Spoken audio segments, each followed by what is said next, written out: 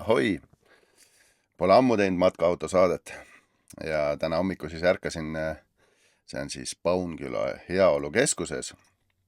Eile õhtul tulin siia kohale, natuke jämmisime, rääkisime siin meestega juttu ja miks me siin oleme on sellepärast, et on siis matkaautode kokkutulek, seminar ja siis üldkoosolek, kus siis valitakse uus juhatus ja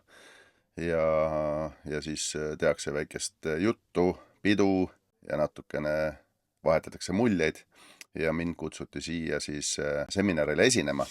On siis põhimõtteliselt 2 teemat.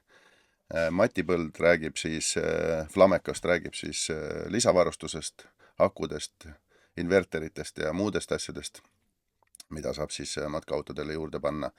Ja minu osa on siis rääkida jõudlusest, ökosõidust, probleemidest, miks kütusekulu on suur, miks jõudlus võib olla väike, kuidas ennetada probleeme reisidel ja nii edasi ja nii edasi. Nii et ma olen siin väikse PowerPointi endale valmis teinud ja mõne hetke pärast pean ma juba lavale astuma, nii et lähme vaatame, kuidas siis mul läheb seal ja loodetavasti väga suurt pinget peale ei tule, nii et praegu vaatangi siin vaikselt materjali üle, et midagi rääkimata ei jää, sest tegelikult ma võiks ju lobiseda igast teemast, mis puudutab mootorite võimsust ja ökonoomsust ja kütusekulu võiks rääkida pikalt, aga mulle anti umbes seal pool tundi, 3/4 tundi aega ja et kõik teemad, millest ma olen tahtnud rääkida, saaks kaetud, siis ma tegingi endale väikse spikri, nii et lähme siis jutustama. Lühidalt räägin, et minu nimi on siis Viljar Mäesepp. Mina tegelen tehnikaga tegelikult juba üle 30 aasta ja kui panna juurde ka seal pisikese poisina mopeedid, siis veel rohkem, nii et väga noor enam ei ole. Ja 19 aastat tänase päeva seisuga toob minu lauale leiva mootori juhtajude programmeerimine, nende sisu analüüsimine. Kõik, mis katki läheb, on selle ümber pihustid, turbo, euronormi tagavad süsteemid. Need on need, mis selle mootori katki teevad ja see, kui keegi ütleb teile, et ära sinna jõudu juurde pane, see läheb laiali, siis ma küsin, aga mis läheb laiali?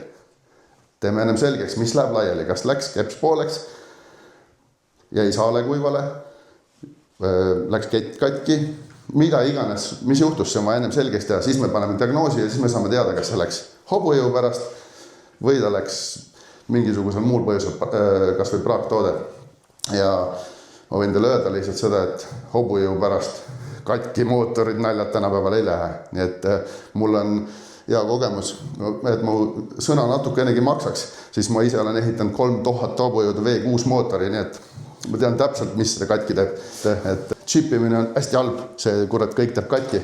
Aga Volkswagen on meil hästi tubli olnud, ta tegi kädi, Volkswagen kädi 55 kilovatti kõrval, 2 autot on müügis salongis, teine on 110, täiesti identsed. Ühel on ainult elektriaknad. See on ainult sohti vahe. Seal ei ole mitte midagi muud kui tarkvara erinevus. Ja 7000 eurot oli auto hinna vahe. Ma teen odavamalt. Osta see 55. Et sellised näited ma võin tuua nagu sadu. Ahoi! Karavaniklubi kokkutulekult tagasi. Nägu on naerul. Läks hästi. Mind kutsuti sinna tegelikult mitte pidutsema, vaid esinema, rääkima natuke tehnikast, euronormidest, ökosõidust ja siis ma loomulikult natuke improviseerisin ja valmistasin PowerPointist mingisuguse materjali kiiresti valmis.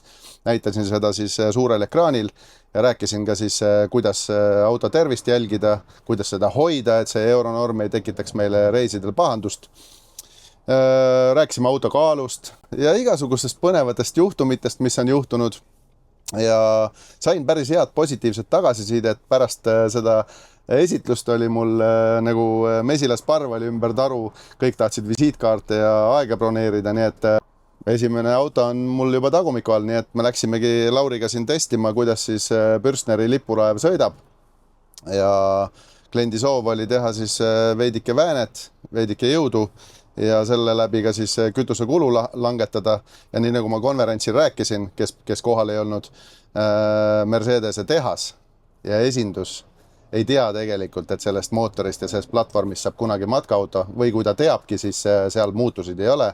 Ja nii kaubik kui ka see matkaauto on täiesti identse mootori ja jõudlusega. Aga ainuke vahe on selles, et konkreetne matkaauto kaalub umbes suurusjärk 2 korda rohkem kui väike Sprinteri kaubik, nii et täiesti loogiline, et sellest jõust ja Newtonist jääb veidi väheks, et sõita mugavalt ja ökonoomselt, nii et lähme kihutame natuke, mõõdame kiirendust ja vaatame tervise üle ja siis hakkame juba tuunima.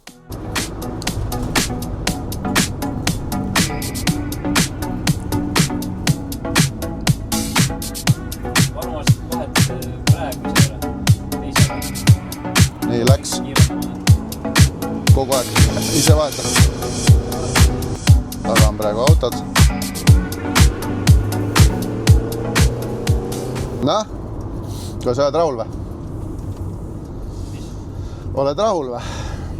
Okei. No, Lauri kiitis heaks. Logi tundub okei.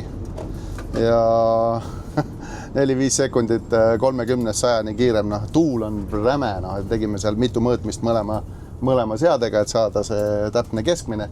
Ja siis sellest on see 1 sekund sinna-tänna ta kõigub, nii et see on okei. Nii et kes tahab siis enda Mercedese või Fiati või Renault või Fordi baasil olevat matkaautot viia kaaluga vastavusse ja aerodünaamikaga, sest et aerodünaamikast on asi kaugel nende autode puhul, siis teab, kus meid leida.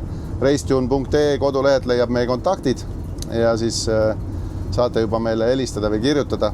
Mallart on lahkelt nõus kohe aega broneerima, räägib teile hindadest ja klubi liikmetele, Karavani klubi liikmetele on siis ka meil soodustus, nii et küsige seda kindlasti, sest et muidu me ei tea, et kas te olete klubi liige või ei ole, esitate oma väikse kaardi ja siis see soodustus on tegelikult päris märkimisväärne, nii et suurte summade pealt võib see rahakotile tunda anda, nii et kuna sellel autol on minu müüdud digipeeglid veel külles ja kliendi soov oli natuke neid reguleerida ja siis panna ka siia need distantstriibud paika, et kus on siis maksimum tagumine serv ja siis kus asub näiteks ratased kuhugi posti peale keerata, siis mina nüüd tegelen natuke sellega, lasen Lauril töökotta minna ja järgmise auto võtta ja siis kutsume juba kliendi järgi.